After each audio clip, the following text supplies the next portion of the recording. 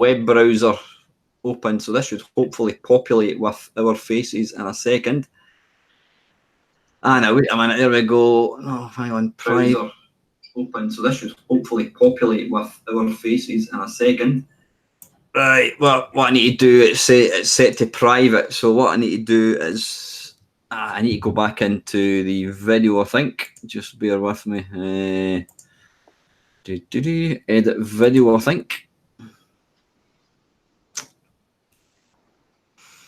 And we need to put that to public. Publish. Dunk. Alright, hopefully this is working. View and watch page. Right, we are apparently alive to the nation. We have the princely number of nobody watching because obviously nobody knows it's going to be here, but I'm sure we'll have a few people joining in. So anyway, listen, just thank you very much for joining me, Richard, and to anybody that's watching. Obviously, hopefully somebody will watch this at some point down the line. Richard has very kindly joined me for a chat. Now, please don't take offence to this, Richard. I hadn't heard of you until just a few weeks ago. My channel is, I'm 51 years old. I've been playing video games since about 1978. And my heart and passion lies in the old systems, the old 8-bits. But I do like arcade games. And one of the guys watching the channel said, "Oh, have you checked out Richard Broadhurst's BBC ports?" I'm like, "Nah." So I googled them and I obviously found them, and I was just absolutely astonished at what you've managed to achieve. So before we kind of start talking about all that kind of stuff, Richard, I always like to ask sort of my guests, what was your very, very first experience of computers? Was it at school? Was it your neighbour, or was your mum and dad? Did they have a computer? When did you first get to know about, arcade machines, computers? Well, I'm a year older than you. I think the first time I saw at least a video game was, well, when I was a kid, I used to love the EM machines, pinball, any kind of electromechanical game, anything in arcades, fruit machines, you name it. Then in late 70s, maybe 78, 79, my dad was running a nightclub and they got Space Invaders. Well, I guess before that, there was, the Pong machines and the Binatones and those. I used to have to play against myself on those because none of my family were very interested. So, a paddle in each hand or a slider in each hand. Then Space Invaders. Then my family moved to Devon, to a seaside town. And at school, they had an Altair, which is we have to set little switches up and down, and then you put another switch or push a button to enter that byte. You reset the switches, you push the byte. That didn't look like a very interesting computer. So the school got a Sharp MZ80K then, which is a 48K something or other. And I got a VIC-20. Nice. VIC-20 I found was a little bit restricted, and then they started to see these reports of the BBC Micro coming out. So apart from being distracted by arcades and the seaside, got my BBC, spent all my spare time on it, and all my time that wasn't really spare and should have been doing schoolwork. And, just been in love with it ever since. That and arcade games. My school was about 15-minute walk from the arcade, so most lunchtimes it would be nip off down the arcade for 1 10p or 2 10p's and then back to school again for the end of lunchtime. But yeah, I've had lots of other computers over the times: Spectrum, C64, Atari ST, bunch of PCs, some other obscure systems. Just out of curiosity, Richard, obscure systems, go and test my knowledge. See if I've heard of them.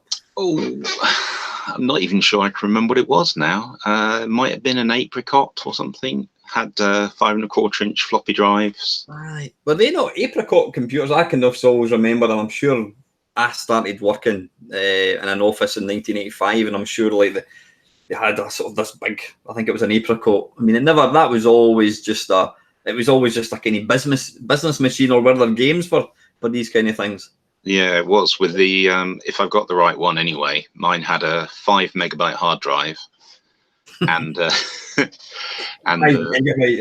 yeah, and the floppy drive used to change speed as you got nearer to the middle, so it could get less. So it slowed down on the outside, so it could get more data on there, and sped up towards the middle to try and keep the bit density constant, I guess. That was DOS 1. Which DOS 1, when you format the drive, you have to tell it how many files you want on the hard drive. You can't have directories. So if you pick too many files, you've not got enough space left. If you pick too few files, you have to reformat when it's full or delete something. And people complain about big downloads on their PS4. You know, I mean, back then it was real hardcore, low-level typing commands and what have you. Yeah, you know, even as a user, you had to know something about the system, or nowhere.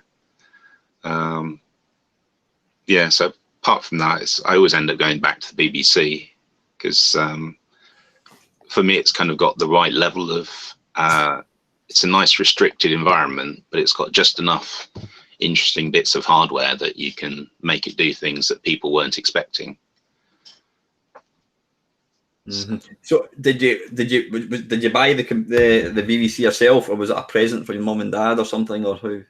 It was a present from my grandparents. Oh, nice. Yeah. So I'd like to say I've still got my original one, but I don't. I got that one right at the beginning of '82, and I don't know if people know much about the BBC, but originally the original OS that was in it for a few months, every time you saved a tape, you had a 50-50 chance whether it would be corrupt or not. It didn't initialize the controller properly. So after a few months of that, I was pretty fed up. My uncle bought his children the BBC, and we ended up swapping because they didn't use it, and I was fed up of losing my programs to this tape bug. So, but I've had that one since about '83, and that's one of the ones I've still got now. Obviously, still got a few more over here as well. Oh wow, I didn't actually notice they were computers. And a few more. Go on then. How many do you own?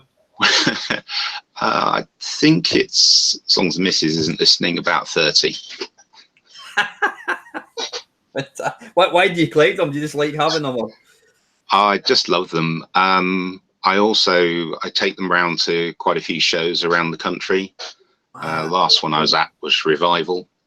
Yeah, I think that's how, I can't remember who it was. One of the guys mentioned he met you, and I think he'd seen these games running on the original hardware. Yeah. So was it the Model A or the Model B, and what was the difference? Mine was the B. The main difference on the A was it only had 16K of RAM instead of 32, which isn't great if your biggest screen resolution requires 20K, because you're limited to the low res ones. It also had a few chips missing inside and a bunch of connectors missing, so no printer. But have you seen the what's it called, Micromen documentary? Yes. Have you seen that? I mean, I've watched it quite a few times.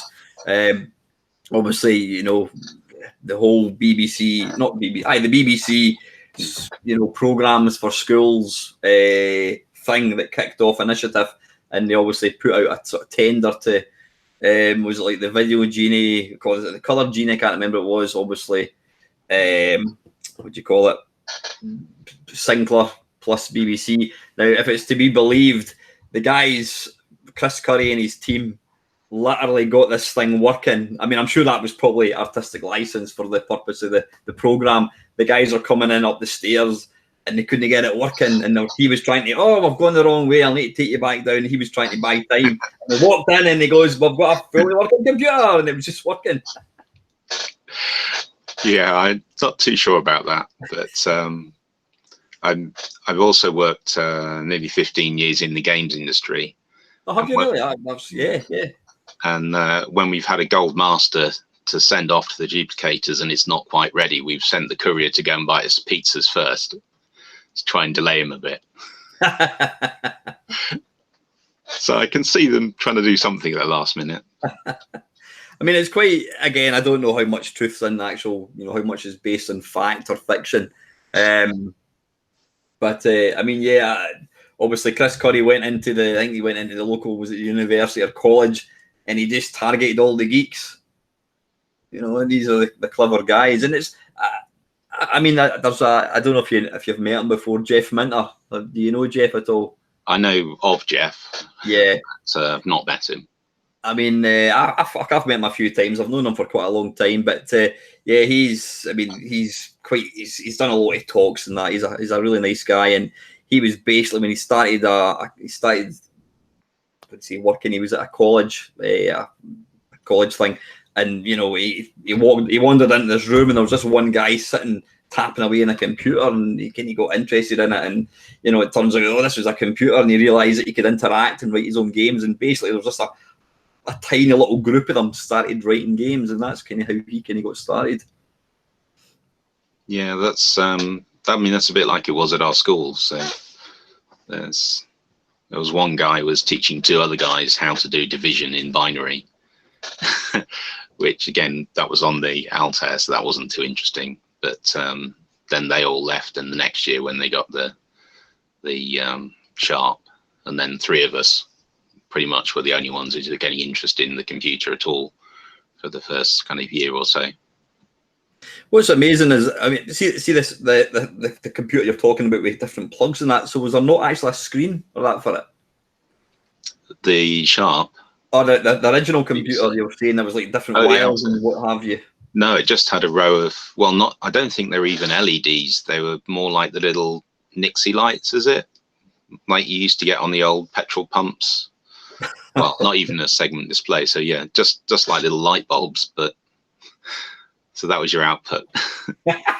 So I mean, I could always trying to get your head around how can you have a computer that doesn't have a screen? But I suppose before that existed, the fact that you could type in numbers into this machine and it would spit out a piece of graph paper with something on it, that in itself was kind of pretty cutting edge, as I imagine. I'm not even sure that one had a printer. I think it was just 9 switches and 8 lights, or 10 switches, whatever it was. I remember going to I was studying, that's probably the wrong word to use. I was doing economics at school. It was like O grade. And we went into this competition in Edinburgh, and there was me and like 4 girls that were on this team.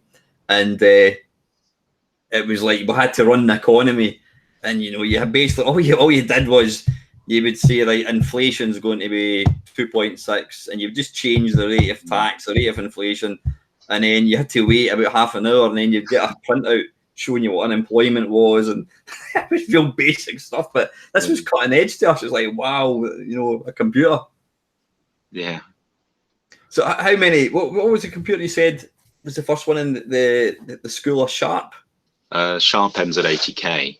I mean, it was 81, I think, 81. 48K of RAM, which was huge back then. I mean, there was the ZX80 at the time with 1K or whatever it is.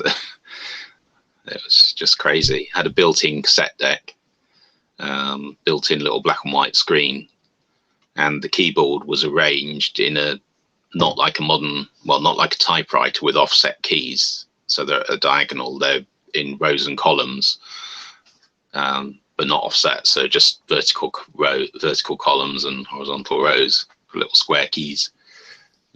Yeah, not really designed for typing, but I guess it was good. Awesome. So at what point did you, when you got your BBC, did you like? Because I could never. I mean, I've always just been a gamer. I've never had. It's wrong to say I never had any interest in programming. I did kind of dabble in, the guessing the number, high or low, whatever.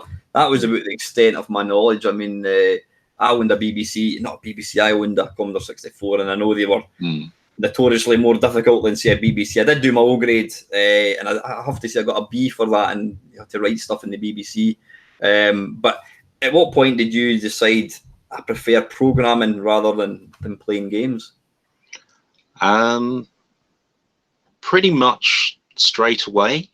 I mean, that's perhaps the influence of the VIC-20, because I didn't have any cartridges. I didn't have any games. It might have come with one or two. I don't remember. So the only ones you had were the type in out of a magazine, which is a lot of effort for not much reward. Especially when it never worked. No. So yeah, the year or so, about the year I had that, it was pretty much just what I typed in. So I'd type in a game and then add to it. And then I think I only typed in about 3 in that year. Added bits to them, tried to add sound effects, or like if you shot something, it disappeared in the typing, I'd try and make it draw an explosion or something first. Then when I got the BBC, programming I'd already kind of learnt on the Spectrum on the VIC-20 that BASIC wasn't going to be good enough to make anything more than the most simple games. So on the BBC, you've got a built-in assembler. And when I got my BBC, I got the Advanced User Guide, which has all the assembler mnemonics and some very basic explanations in it. So as soon as I discovered you could do more, you could do things a lot faster than you could do them in BASIC, even though the BBC has very fast BASIC. And that was it. I was kind of hooked on programming then. Never looked back. Just interested talking about the BBC keyboard. I was having a chat with my mate a few weeks ago about what computer had the best keyboard, and I think I like the clickiness of the BBC. Yeah. I think the very last one, the Compact, has some kind of membrane one, but it still has proper keys on top. Whereas nearly all the old ones have got the micro switched keys. So yeah, it is a very good keyboard. There's a guy on the Stardot forums, which I'm not sure if you've been on or not. Okay, well, on the BBC, on a disc or on cassette, if you want to know what's on there, you do Star Catalog or Star. Oh, yeah, I remember that. Yeah. Yeah, abbreviated to Stardot. So there's a Stardot forums, which is where most of the Acorn people hang out. The ones that aren't on Facebook, anyway. I forgot where I was going with that. Oh yeah, and one of the guys there was with Acorn in the early days, so you get the odd little story out of him. And yeah, sorry, completely forgot where I was going there. I do it all the time, and sometimes I'm hoping that the person I'm talking to will keep talking so I can try and remember what I'm saying. I'm going, one thing I'm terrible for doing there, Richard. We've got about, I don't know, 10 people watching it at the moment, so thanks to everyone that's joined in. I mean, it's completely non-publicised, this, which is excellent. One of the guys, hi, Batman. Richard is a fantastic chap. He single-handedly saved my BBC B by fitting my turbo MMC. Do you remember that? Was that at the Riscos show in London by any chance? Bat, over to you, was it? Now I can't keep myself off it. Thanks again, Richard.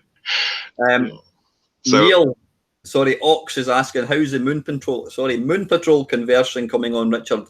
Anywhere near completion? Previews are looking really good.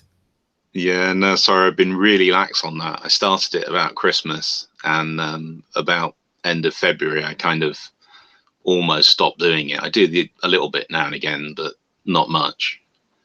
No, so yeah, I'm going to get back to it maybe next weekend. Funny, you think when you get to a certain age in life that you're going to have all the time in the world, but it seems to be the complete opposite, doesn't it? Yes, yeah, it does. Yeah, I don't know why. I don't know what I actually do in my time, I must admit. So what was I going to say?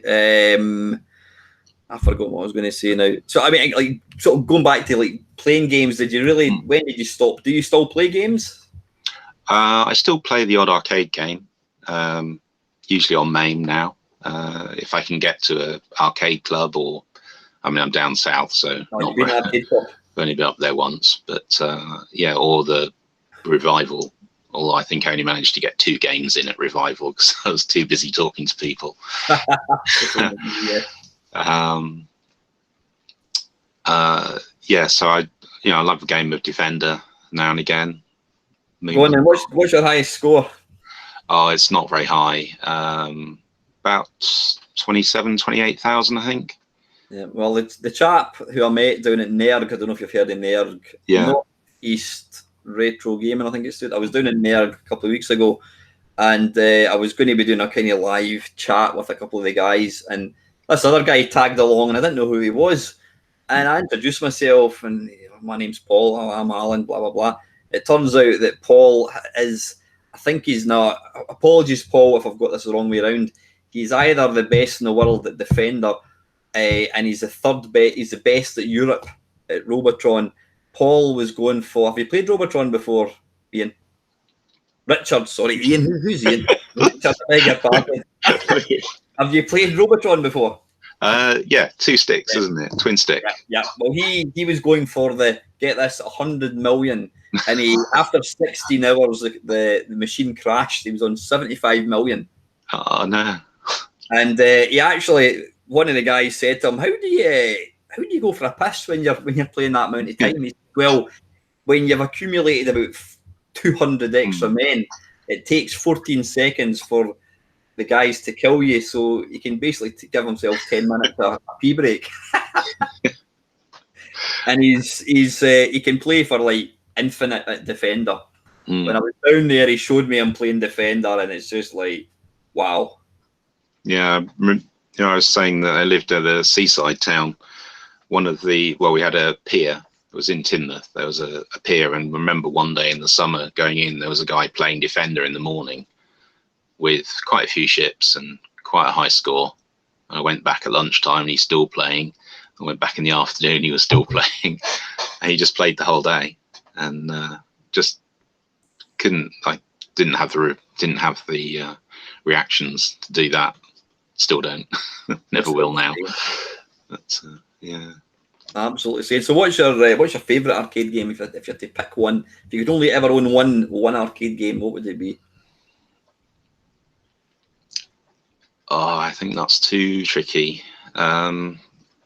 Phoenix would certainly be a contender, or Frogger. I mean, pretty much the games that I've made most of them are my top games. Yeah, probably one of those two. Phoenix are lovely. I mean, I remember playing Phoenix. It's funny how you can always, at least I can, because I didn't have any arcades near to me. The only time I got to play arcade games was when maybe I don't know, you're going to the airport or something, or like the local chippy would have one. I never actually played arcade games in the chippy because there was always too many people hanging about. But I can always remember specific machines in a specific place. And Phoenix. That was my dad was in the rugby club in Livingston, and they had this Phoenix machine. A great game. It's a difficult game. And was Phoenix? No, that wasn't made by the same people that made Mooncrester, but it's kind of similar hardware, isn't it? The sort of movement. It looks, nonsense. I'm not sure if anything else uses exactly the same hardware, but yeah, they're those kind of very, very early, 80, 81, 82 are all fairly similar. Because I find with Phoenix, you can be hammering. I mean, I've been playing your game quite a lot, and it's amazing. And I've been hammering it, firing, and they just seem to kind of dodge the bullets. But the arcade one was exactly the same. Yeah. How have you found the shield? Because the arcade one. Say that again. Did you make a shield? Is there a shield in it? Yes. Yes. If you the second fire button, if you've got an emulator that supports it, or if not, you have to use the keyboard, and then it's shift, I think. Put a shift. Sorry, just getting distracted by something. No, not a problem. I've got an original BBC which is in the cupboard. I've not got it set up at the moment. So I tend to do when I play BBC games, including your emulators, I use. Is it Beeb M? Is that still the kind of the best emulator for BBC? I wouldn't say it's the best. It's definitely the most popular. JS Beeb you can use in the browser. That's the one that. If you go to bbcmicro.co.uk, there's a archive of a few thousand BBC games there, nearly everything, and you can play in browser from that. That will launch JS Beeb. And you can play the game in the browser. Depends which browser you've got, what sort of joystick support it has. BM, B-EM is probably the most accurate Windows one. So what's that? B-EM. EM. Oh, right, okay. I'll have a look for that one. Then yeah, BBEM's quite good. It's a bit more user friendly. I think that's why it's more popular, and it's also probably one of the old one. It was the best in its day, so that's probably the other side to it.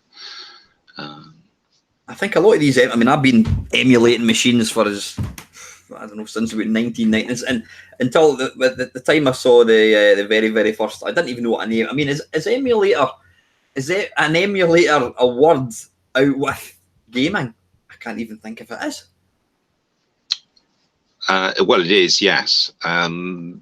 Depends which forums you go on, whether you get shouted at for using the word emulator or not. I think they prefer simulator. Emulator is usually a piece of hardware that actually acts as a different piece of hardware, I think. But yeah, I mean, it's in the kind of MAME stroke 8-bit world. I think emulator's ubiquitous, isn't it? But I mean, emulators. I've been emulating stuff since 1997. I saw an advert, and I think it was Amiga Power or something, or Amiga Format, and it was like play Spectrum games, and I sent off like £5.99, and I got these 2 floppy disks, and it had Manic Miner, etc. And they were obviously running quite slow, you know. But that just blew my mind. I'm like, I kind of felt like somebody had given me that Spectrum for £5.99, you know. And then when I eventually got MAME and I ran Galaxian for the very first. That was the first game I played on MAME, and I just couldn't believe what I was seeing. Here was these arcade games in my bedroom or in my living room. Yeah, just absolutely insane. So, at what point is it? Sorry, just to can you recap, Richard? You say what do you do now, job wise, if you don't mind me saying? I help design GPUs now. I work for Imagination Technologies. Oh, right, okay. So we did all of the. I'm not sure if we're allowed to say it. You can. It's a very popular phone and tablet manufacturer where all of their devices used our chips. And the Dreamcast, some of the Sega arcade machines. You worked on some of them, did you really? I'm sorry, I didn't work on them. No, the company that I work for encompasses Power VR, who did the graphics for those, and the PS Vita. So yeah, I mostly work on a simulator there and help try and make our hardware run modern games better. Mm-hmm. So you mentioned you programmed some commercial games back in the day. I worked for a company called Creative Assembly who did Total War. If you've heard of Total War, people either seem to have heard of them and have played them and are a bit addicted, or have never heard of them. They're all PC games, I think, were they? Yeah, PC, real-time strategy, thousands of men on the battlefield, some kind of strategy map with a kind of a bit like Risk type element to it. They've been making those since '99, I think. Mm-hmm. They were at one point top-selling boxed PC game, and still popular now. Warhammer, all sorts of different titles. We worked on a couple of console games during that time, and when I first started there in the late '90s, we were doing Cricket World Cup, Rugby World Cup, ARL, AFL, so the Aussie League. Did you do the Rugby World Cup 1995? Not me personally. I didn't start till '99, but probably yes. Because we were that, actually. We were doing games for EA Australia, so pretty much anything that they had the license to, I think we had some part in. Mm-hmm. I think, I mean, before my time, but I think the first FIFA with commentary was us.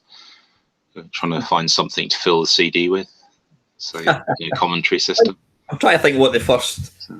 I mean, I think it started life on the Sega Mega Drive, and then it was ported to the SNES, and then I remember seeing it on the 3DO, and that's when it went from like pixelated graphics to like what looked like real. It looked real.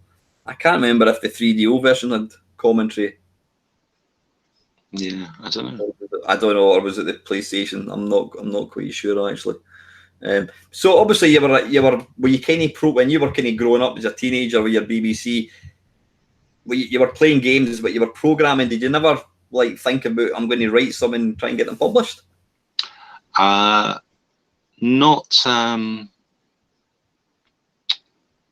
until when I left school after my O levels, went to text do my A levels, and I came back to school and met up with another BBC fan, a chap called Gil J. Smith, who did the Spectrum ports of Repton 1 and 2. Oh, yeah. And together we started working on a kind of Vanguard type shoot 'em up. Then R-Type came out, and we were heavily influenced by that. So we never finished it. We got it signed with Tynesoft, but then we ended up at opposite ends of the country, and sending each other floppy disks in the post wasn't great. So we never finished it. Source code's up on our retro software, I think. Was it really? Yeah. Somebody wants to finish it for us. But so obviously, so you weren't really programming games yet when you were a teenager. But at what point did you decide I'm going to give? I mean, see that. In fact, let me just have a quick wee look. I've got a folder open with the games that I've played: Carnival, Frogger, Astro Blaster, Space Invaders, Circus, Ripcord, Phoenix Centipede, Scramble, and Sprint. Sprint was one of the first video games I ever remember seeing. The shows used to come up to where I live. And, I think, was it 4 players? Did it have the 4 steering wheels on it? That one, which I think is Sprint 1, is 1 player. Then I think Sprint 2 is 4 players. And then there's a 4 or 8 player with colour or something. Really? Then it'd be 4, won't it? But yeah, I think we had the 3 player version in the pier. It was, there was no, when you think about it now, there was no sort of like feedback. You could literally get the spin, and you could just go like 1,000 miles an hour. There was no real, but as a 12-year-old kid, controlling this car on screen was just the most amazing thing ever. Yeah, it had a really good feel as well. Actually, you were controlling it. Yes, you were spinning the wheel like mad to go around the corners, but and I think there was an accelerator as well, wasn't there? Was there the brake and accelerator? Accelerator, brake, and 4 gears. 4 gears as well, Which were mostly there just to make it harder to drive, I think. And did it not? It's probably one of the few games where the graphics actually had a word to tell you what it was. Did it not say like oil? Yes. Yeah. Kid hit on that one. Yeah. Yeah. So when did you decide? When did you first decide I'm going to try and recreate some of the sort of arcade classics on the BBC?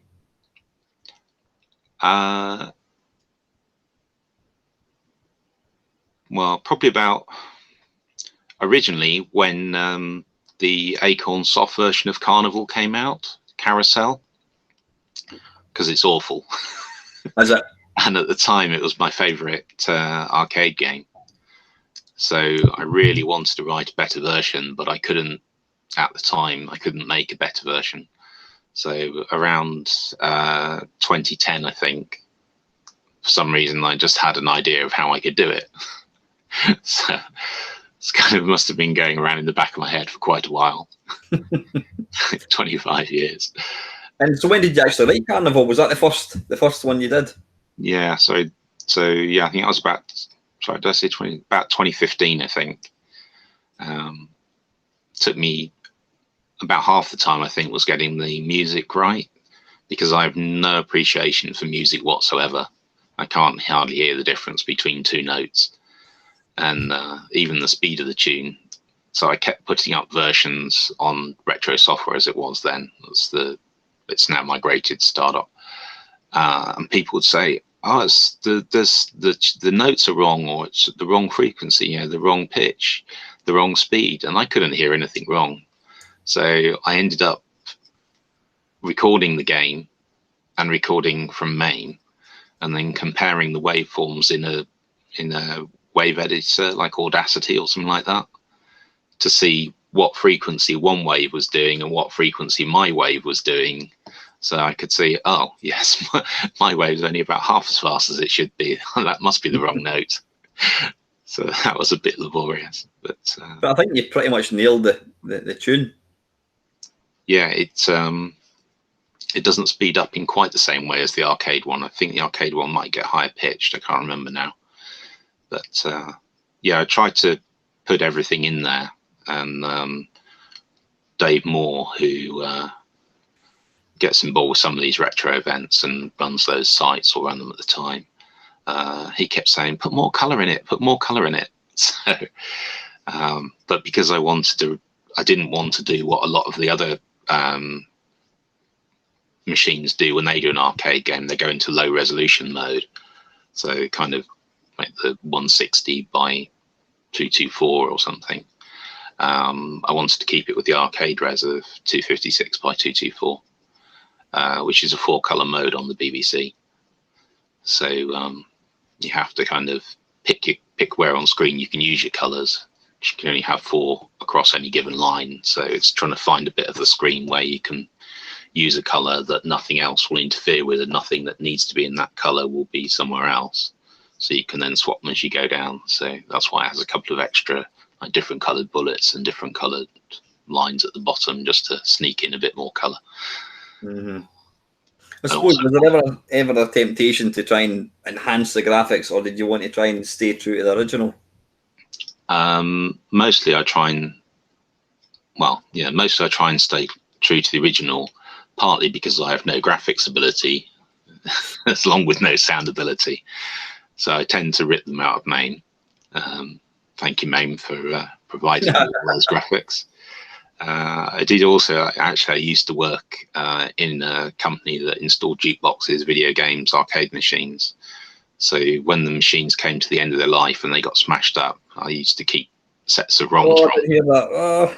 I know. I didn't do it. I just tucked away any little bits I could and kept them. But yeah, no, it's horrible. It was horrible watching that. So I only ever watched it once, and apart from that, I just sneak in and try and rescue what I could later for parts. But, So Carnival was written in 2010. No, 2015. You said it was. Yeah, sorry. I think it was about 2015. And yeah. Then, so when did you release that to sort of the public? Yeah, probably 2015. I think it probably took about 6 or 7 months to finish,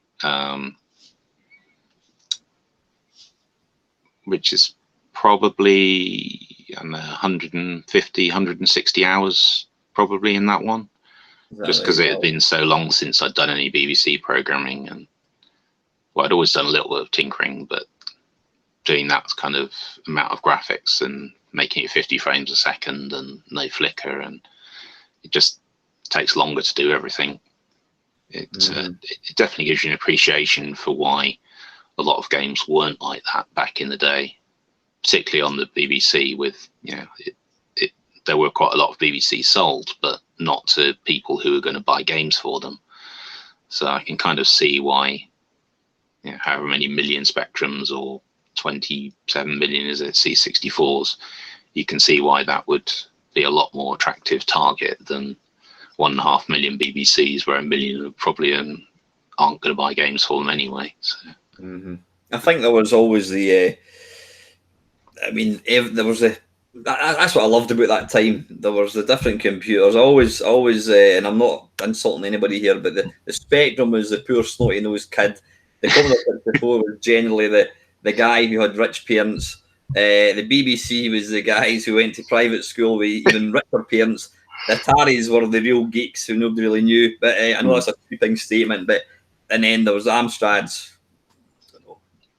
I don't know who bought the Amstrads, but yeah, I mean, they all had their pros and cons. And I mean, I'm not technical in the slightest, but I'm lucky enough now to have quite a good collection of sort of original hardware.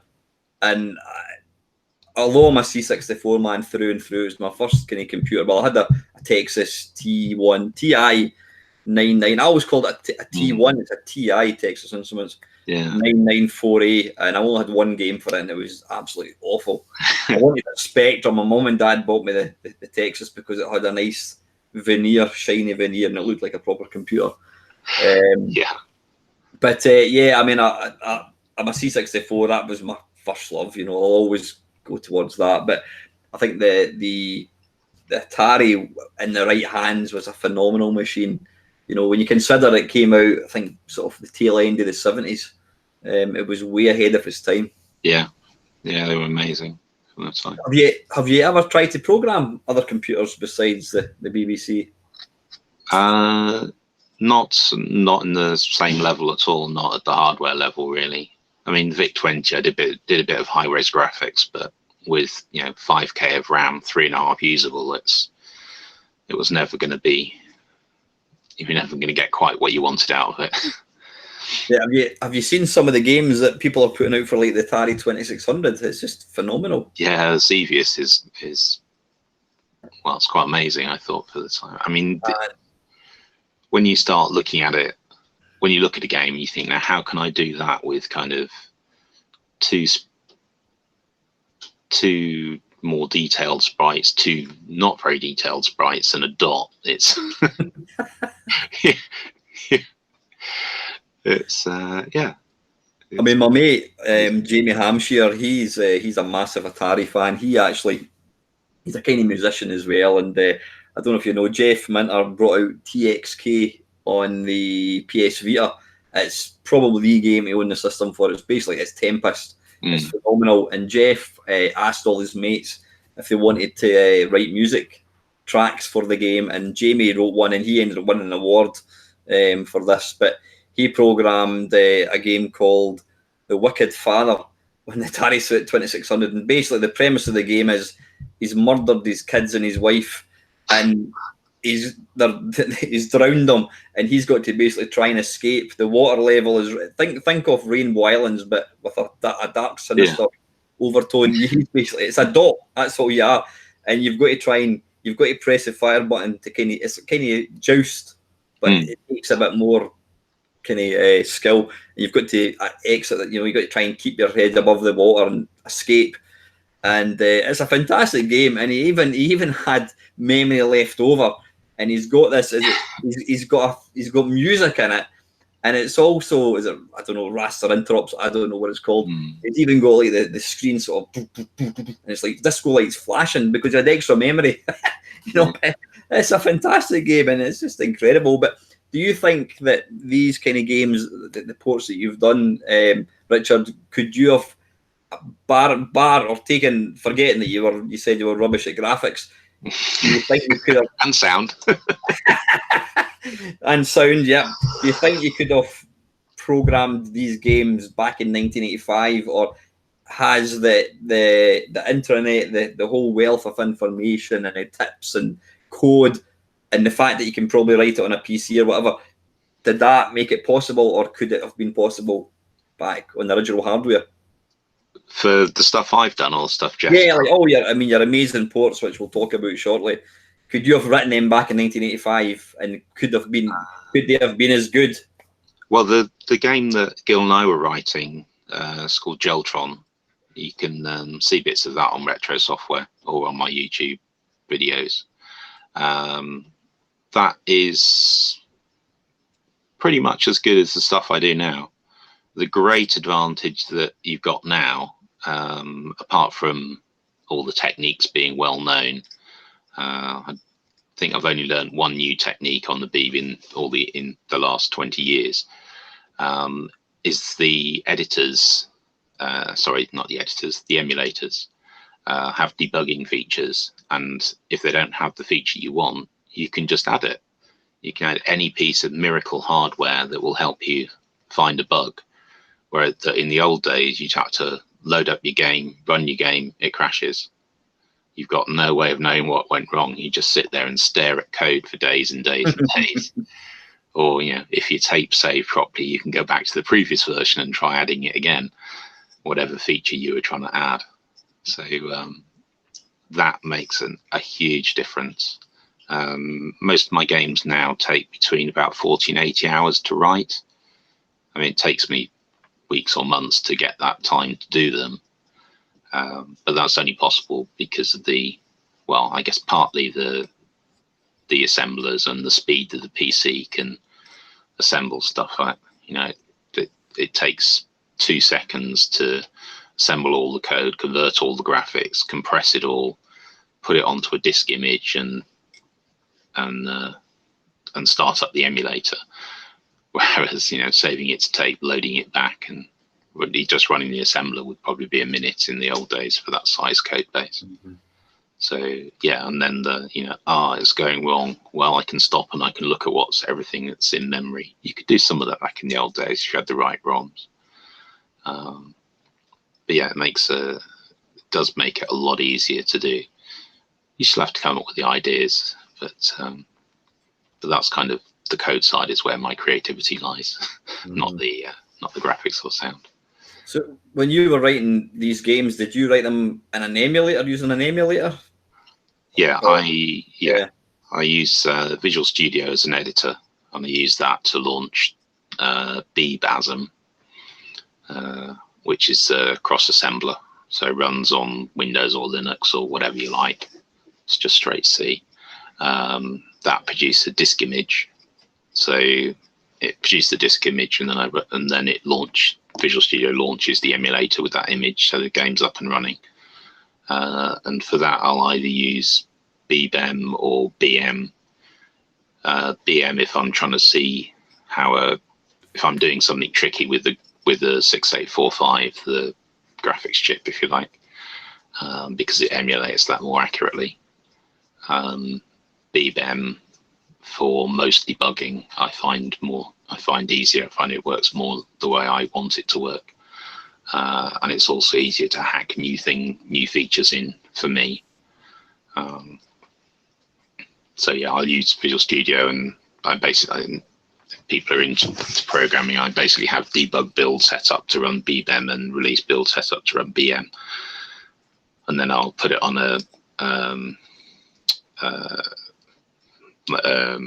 we call them MMC, which is kind of the BBC equivalent of an EverDrive, mm-hmm. And put it on a real machine for final testing, because there's always aspects of the sound and graphics that the emulators don't get 100%.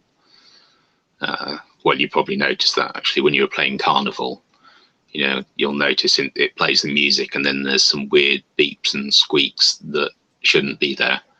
They're not there on real hardware. They're only there on BBEM. They don't happen on BM. Have you ever had any aspirations to write your own emulator at all? I did write one back in the 90s. It could play Chucky Egg. I wrote that in C.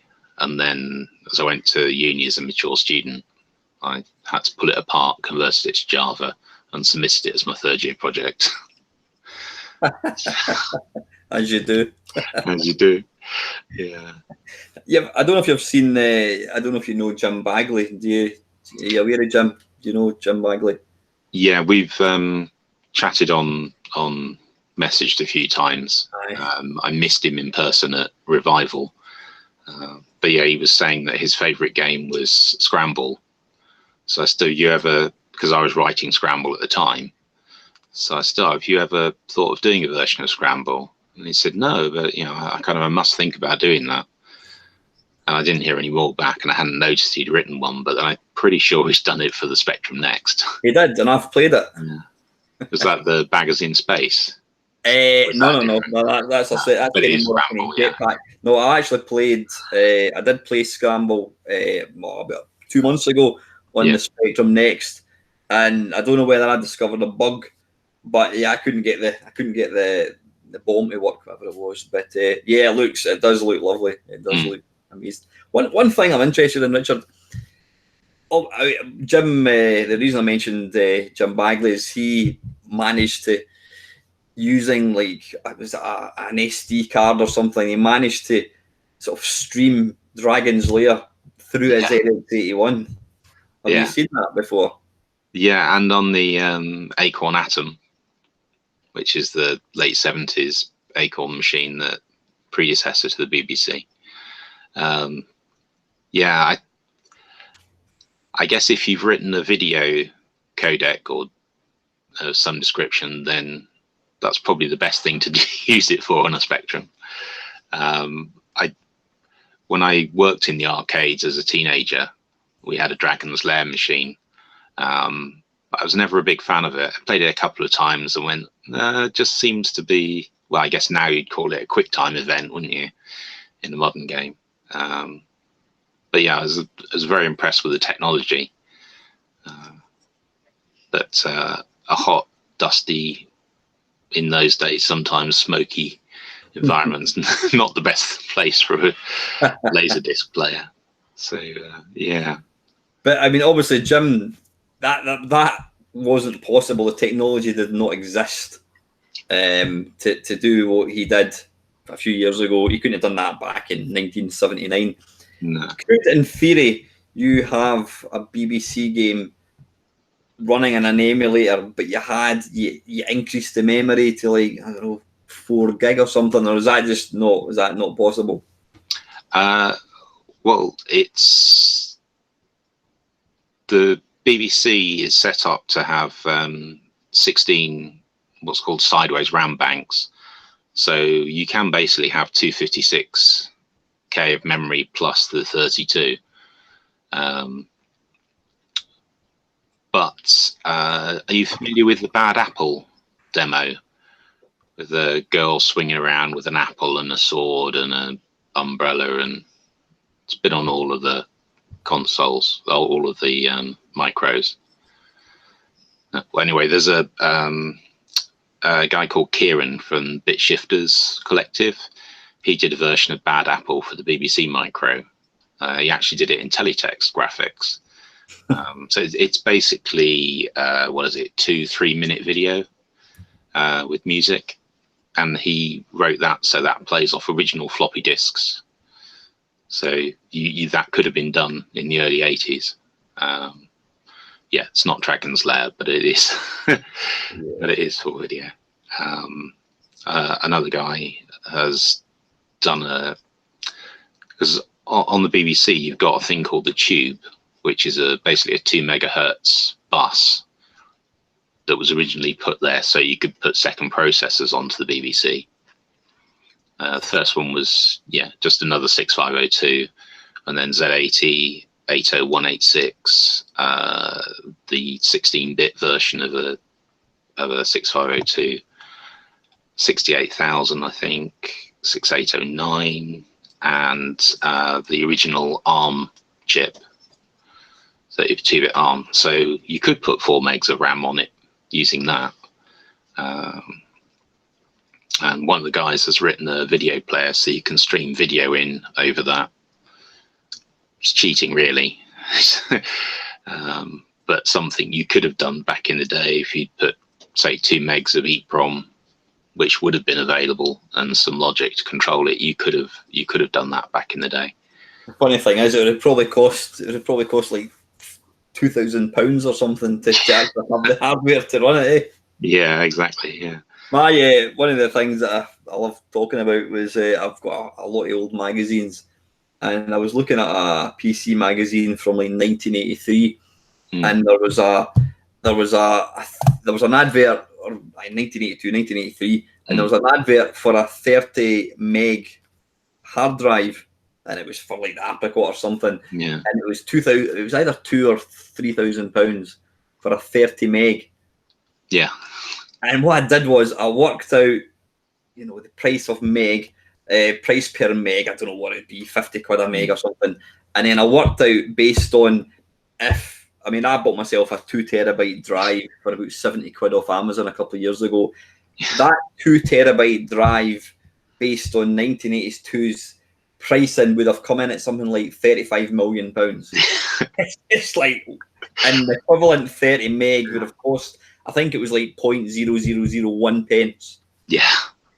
It just blows your head. It blows your head. The one thing of all the wonderful technology, the fact that you and I are sitting talking just now, and there's people watching, and you've got smartphones, I can whatever. Yeah. The one thing that absolutely just blows my head completely is I've recently I've had the car I've got just now I've had for about a year, and I was looking for the nut.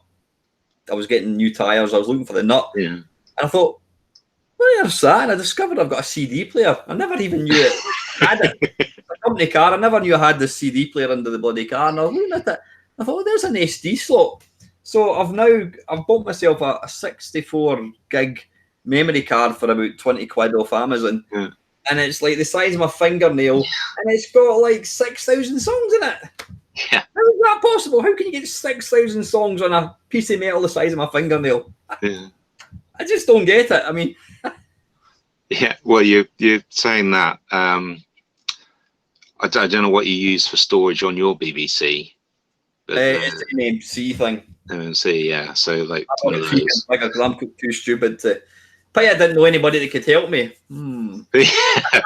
So yeah, these are the ones I make, and you're right. You got a little micro SD, and that's got everything ever made for the BBC.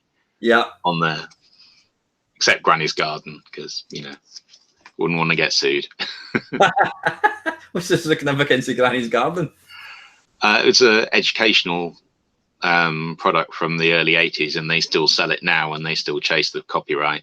Seriously? It's pretty much, I think, the only thing on the BBC that anybody ever chases anything for. What about Elite? Is that not even, you think, something like Elite? Eh? No, they put it, I think David Raven has put it up on his website for free download, all the versions. So, what would you say, being obviously a BBC programmer, what would you say is the most technically accomplished game? Not necessarily the best game, but we're just talking about how amazing it is. What would you say is the most technically accomplished game on the BBC?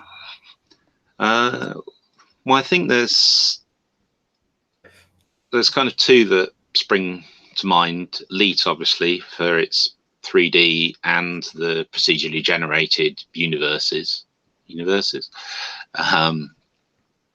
Although actually they could have done even better with the CoPro, but than they did. And Exile is also amazing, the way it's got such a big world, and the way it compresses it, and kind of it's mostly procedural. So what's there is determined by where it is, but with custom bits to make various bits of the world more interesting. What kind of game is it? I remember the name, but I can't for the life of me think what it is. You explore around the world, you can fly, you've got a jetpack, there's explosions, there's physics. It also does a crazy 2-bit per pixel, stores the sprites as 2 bits per pixel, so 4 color, but actually draws them. When you draw it, you can choose which colors it uses, so it actually appears as 8 colors. It would be 16, but the BBC's only got 8. So. I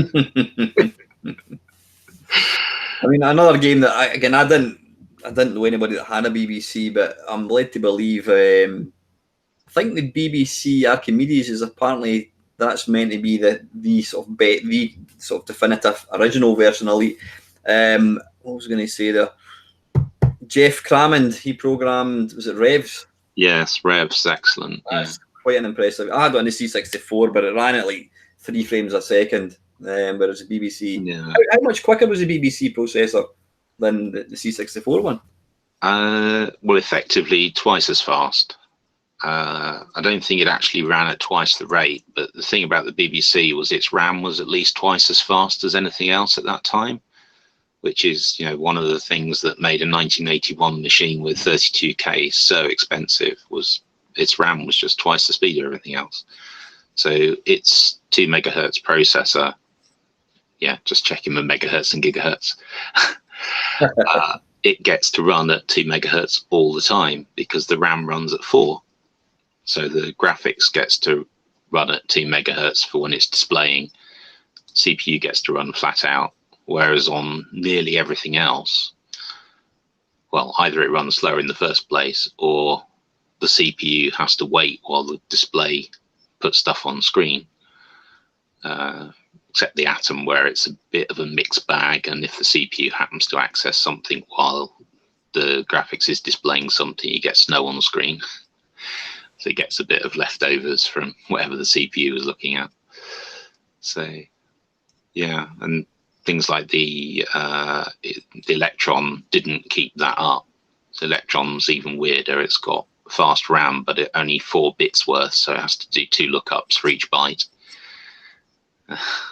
And so you can run code faster from ROM than you can from RAM on the Electron.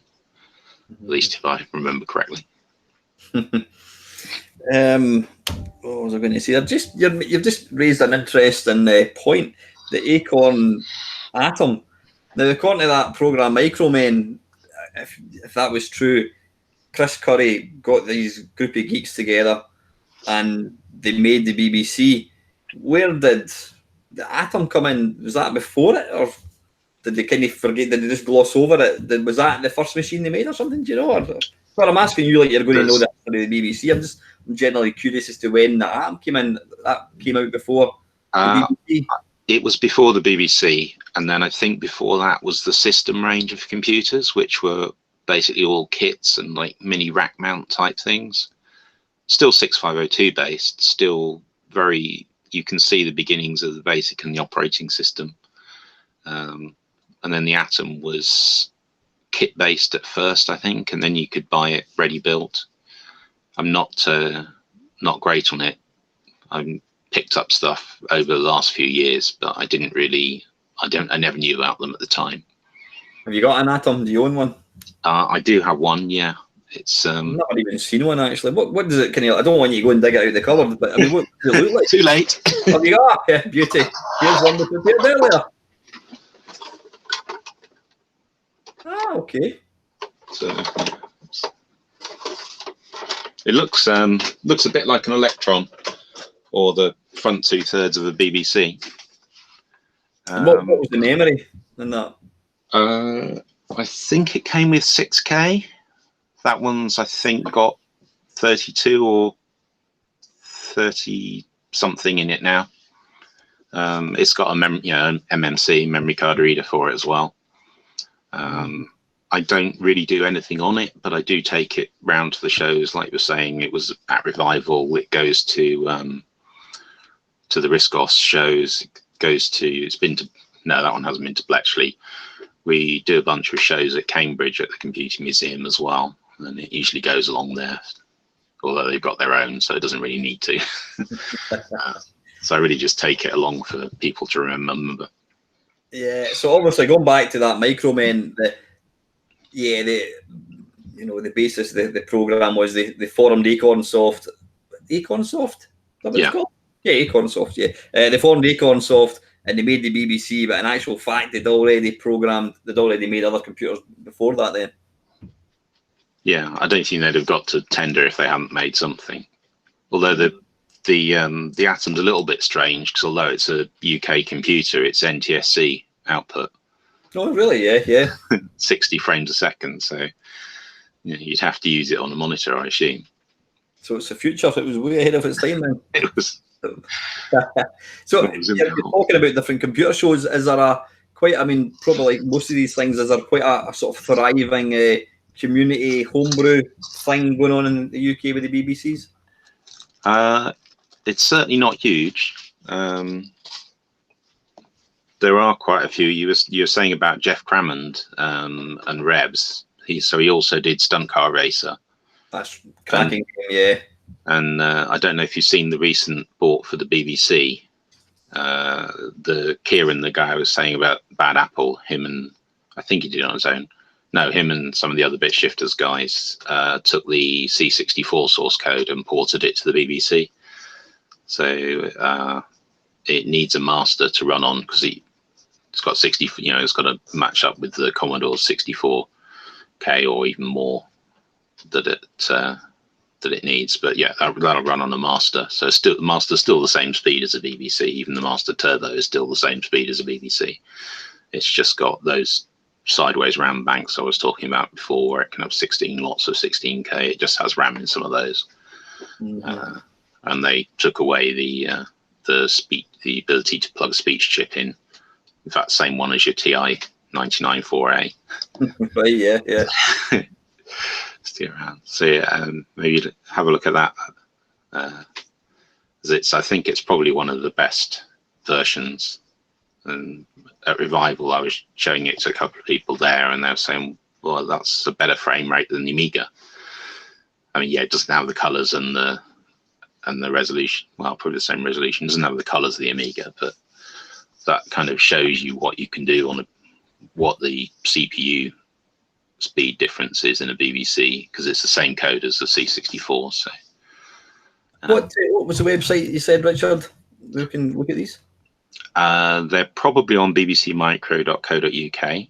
You can download, you can play them in the browser. If not, then they're on Bit Shifters. Bit Shifters, okay. Did you mention you've got your own YouTube channel? Yeah. I do have one. I don't really put stuff up there. I was going to say, don't really put interesting stuff up there. I mostly use it for when I'm writing a new game and I want to put some demos up for people to see. Are you happy to share with your channel name with me, and I'll stick a wee link down below? I think it's just Richard Broadhurst. I'll just Google it. I'll just do a wee search. Not very original, I'm afraid. Yeah, so if you wonder why there's 30 videos of Phoenix there, it's because I was putting up a video each day of the code that I'd added that day. So getting back to the games that you've written, Richard. Obviously, you said Carnival was one of the first ones. You've written a few others. I mean, am I right in thinking, according to a couple of guys that were watching my videos, that was it Sprint, Ripcord, Circus, was it as well? They were all emulators. You were using the arcade source code.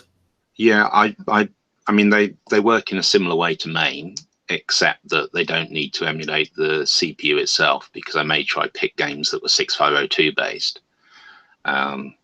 So what kind of happens is, when I write a game, I do the hard bits or the tricky bits, hence my nickname on the forums. Tricky. So yeah, I do the hard bit, and then somebody goes, "Well, what happens when you die?" It's like, well, you just reboot the game and start again. I'm like, no, I want 3 lives. What happens when you 3 lives are open? Well, you reboot the game and reboot the machine and start again. No. Can I have a high score table? Can I have some music? So I got a bit fed up with the struggle to try and finish games. So I thought, well, if I do an emulator, or basically it loads the original arcade ROM and then patches a few bits into it, so that where it would go and read, say, a Pokey chip, it goes off to my code and reads the BBC's analog to digital converter, or talks to its speaker or whatever. If I did those, I'd have quite a bit of hard stuff to get working, and then I'd magically have a finished game with a track mode and insert coin and 1 player, even 2 players. So yeah, so what I have to do is something like Sprint. The hardware's got 4 sprites for the 4 cars, and then the rest of the screen is kind of character based. So write some sprite routines to draw 4 sprites, and then keep a copy of what Sprint thinks is on screen, and when it changes it, I change what's on the real screen. There's a 4th one, Warlords, which is a 4-player kind of breakout against each other game. I think that a paddle you use, I think, yeah. Yes, it is. Yeah, it's you can use a pair of Atari paddles on a BBC with very minor change. You have to move a wire inside and add a wire. And then I also make a little adapter, a bit like the MMC, that I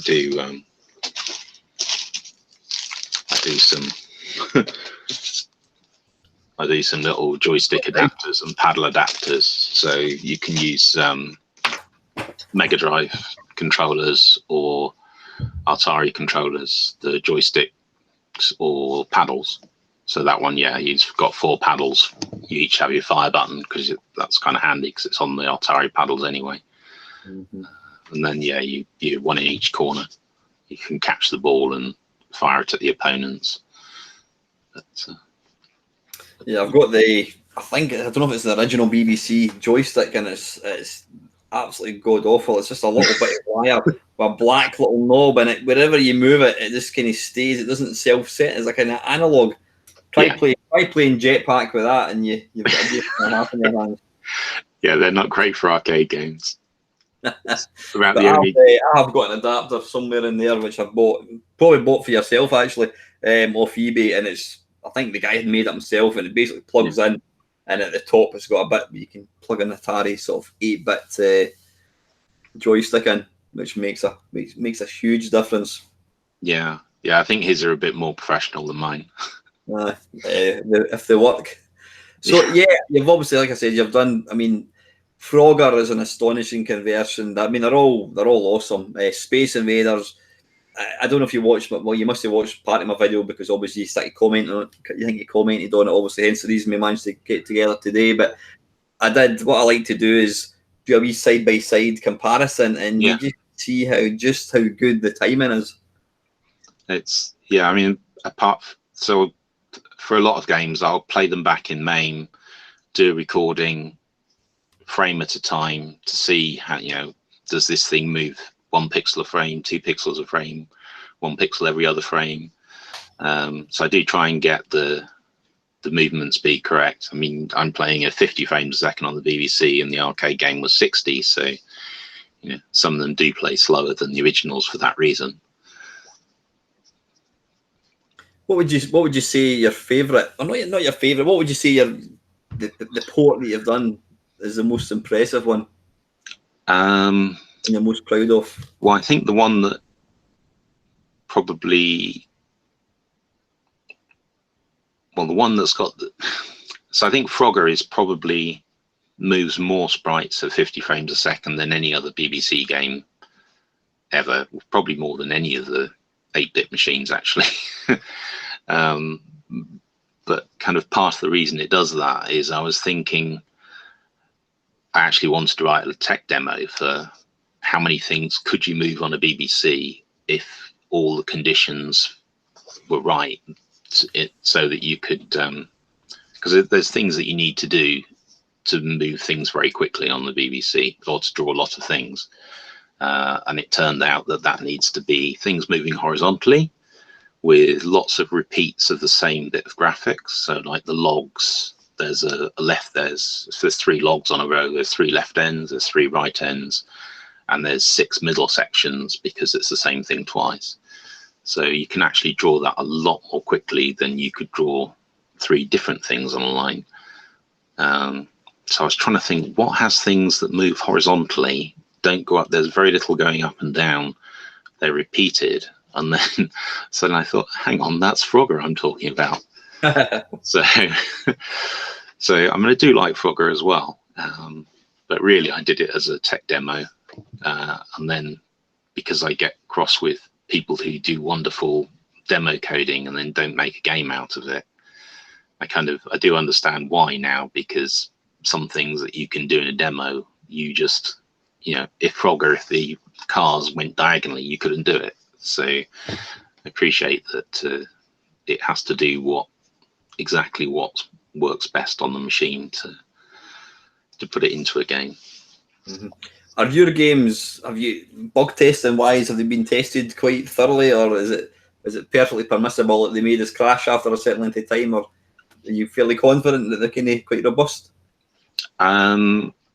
The Astro Blaster occasionally doesn't start. It will hang as soon as you press fire. I think I had that when I was doing my video actually. Yeah. And unfortunately, that's more likely to happen on an emulator. It's a timing thing. I think I know how I can fix it, but it's a case of it messes quite heavily with the 6845, the graphics chip. And if you do that at the wrong time, which is most of the time, then you end up never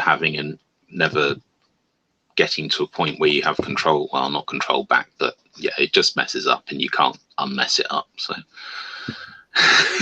You've managed to shoehorn the speech in as well, which is really impressive. Yeah, it's to actually. Yeah, I don't think there's any emulators out there that will play the speech in Astro Blaster, which is a bit annoying. The sample speech at the front, at the beginning, yeah, but not the in-game speech. I have added it to a version of BBEM, so I should probably release that at some point. Oh, nice. Yeah. Yeah, because not many people have got the speech chip in their machine. If they have, and some sideways RAM, then you'll have the speech. It doesn't need Kenneth Kendall. Because yeah, I think also Scramble, although I like Scramble, I mostly wrote it because one of the guys on the forum who I really respect their ability said, oh, you couldn't do a horizontally scrolling BBC game that scrolled at 1 or 2 pixels a frame.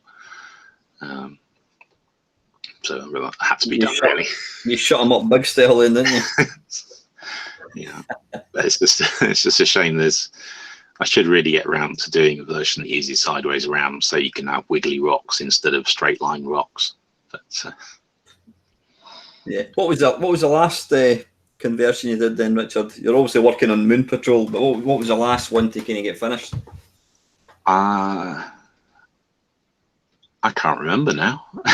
Let me just refresh you, young man. Carnival, Frogger, Astro Blaster, Space Invaders, Circus, Ripcord, Phoenix, Centipede, Scramble, and Sprint. Centipede, I think.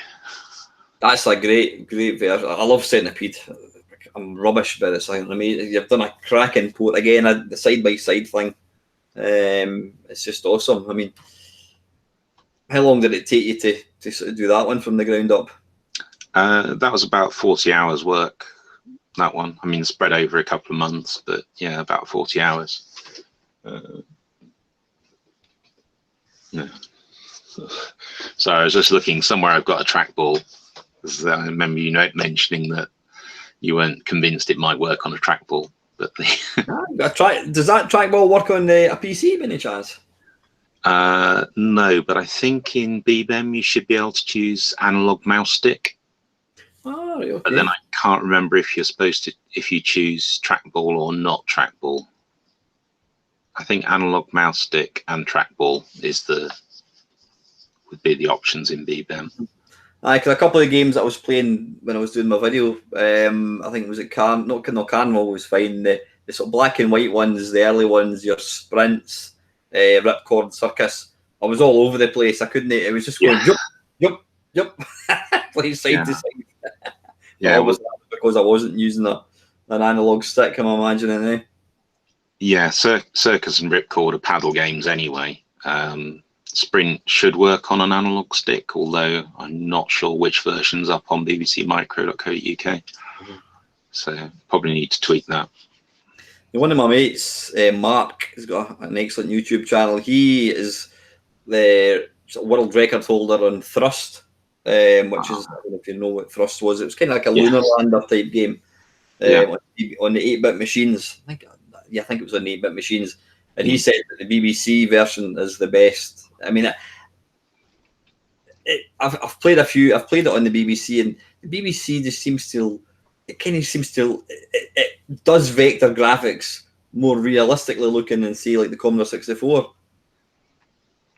Yeah, I think that's because on the C64, like I was saying before about the arcade games, people tend to run in the lower resolution modes. So they're kind of 160 by whatever, whereas Thrust is one of the 320 by 256. So having square-ish pixels, I think, helps a lot with vector graphics, and the fact that the processor can run nice and fast. Although I'm not sure if they're actually vectors on the BBC or not. I mean, obviously they're line, so it certainly looks like it. But yeah, but no, that's a game that takes good advantage of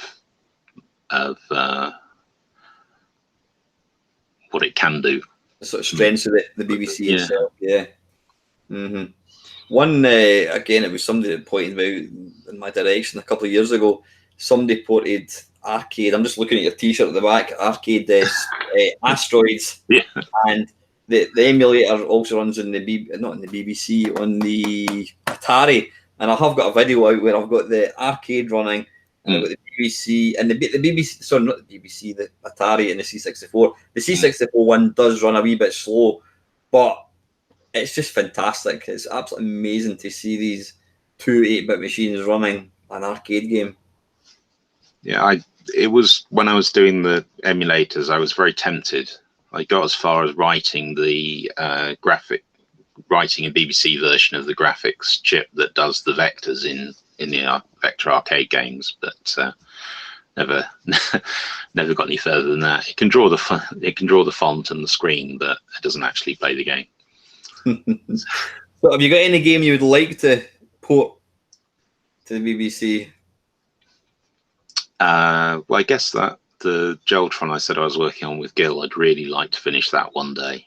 So I guess R-Type, although the first, maybe second, maybe third levels, I'm not very keen on the later levels, but I think the first level of R-Type is for me probably a perfect horizontal shoot 'em up.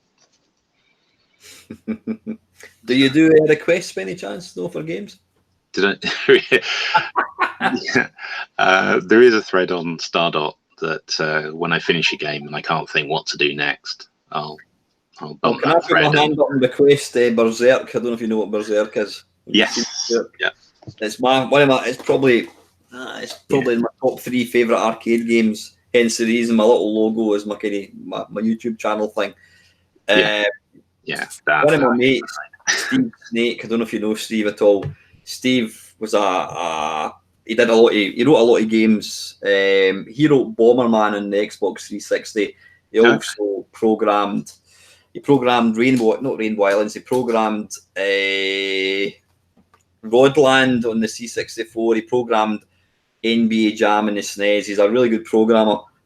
He wrote Kega Fusion, which is the definitive Sega arcade emulator. The definitive Sega emulator. It runs the Master System, the Sega CD, the 32X, the Sega Mega Drive. It's an amazing emulator, and he knew that I liked Berserk, so he only went and wrote a version of Berserk for the Spectrum, and he called it. Do you remember Horace Goes Skiing? Yes. Yeah. He called it Horace and the Robots, and it is phenomenal. And I think it's because it uses the same resolution as the arcade. And when I was at one of the play event thing a couple of weeks ago in Glasgow, there was a couple of guys who they're part of the whole. It's their machines that were all playing, and they were actually playing Berserk. And I typed into I did a video showing this game off, and I showed it to the guy, and he went, "Wow!" I goes, "It's unbelievable." I mean, it's outside Berserk, the arcade game. It is the best version. It is almost flawless. Maybe do a wee search for it. Horace and the Robots. It's a phenomenal version of Berserk. And it just shows you what you can do, and the only change he's made is instead of the little stick man that runs, he's got a little Horace, like ugly kind of sprite with his huge big eyes. His whole body is. Yeah, if you're ever looking for an idea of Berserk and you're looking for a beta tester, you know where to come, mate. I'll put it on the list.